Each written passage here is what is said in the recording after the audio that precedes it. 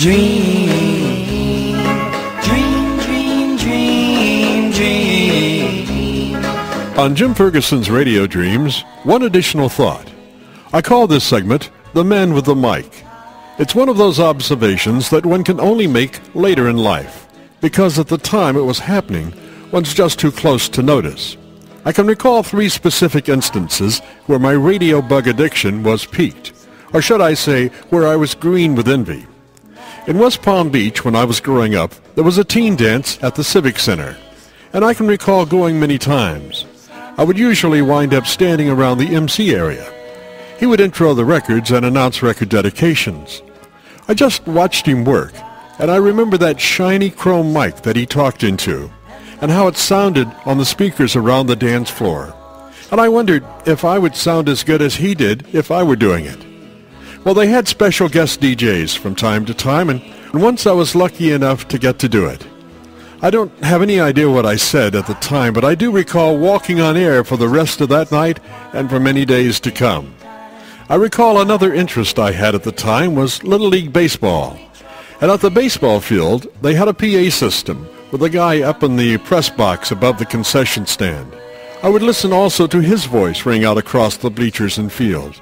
It was strong and clear, concise and confident. From time to time, I could catch a glimpse of him holding this small green metal mic as he held it to his lips. It had a push-to-talk button on the mic, and you could hear a small click as he pushed it to speak. The speakers were mounted on poles around the field. They were outdoor PA horn types. His voice coming through them was very concise. I remember thinking, I could do that.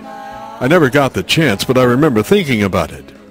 The third incident in my Man with the Mic segment had to do with an actual radio station in West Palm Beach. The station was WEAT Radio. Its programming was mostly smooth jazz at night. It was in the same building as WEAT TV, and they would leave the side door unlocked until midnight or thereabouts so people could come and go after the 11 p.m. TV newscast. Well, I knew one of the young camera operators, and he had introduced me to the all-night announcer for WEAT Radio. And from that time on, I would drop in and visit him when he was on the air from time to time. I would sit to his right side. There was a turntable console between us.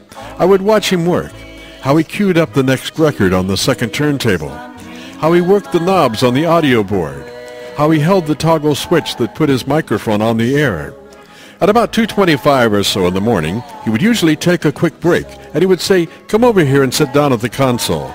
And if I don't make it back in time, open the mic and say, 'This is WEAT Radio West Palm Beach,' then turn off the mic and hit the switch to turn on the next record." Well, the first 2 or 3 times he made it back just in time, but the 4th time he didn't. And I was so surprised when I realized I was going to be on the air. But I did it, and it went perfect. He showed up a couple of minutes later and asked how it went, and I said, "Great," but I think he'd been listening to it somewhere else in the building just to be sure. I guess what I'm saying in this segment is my fascination with microphones is so obvious to me now, but at the time I didn't realize when I was around the man with a mic, I probably had that kid outside the candy store look. And then I was lucky enough to become the man with the mic myself. Dream.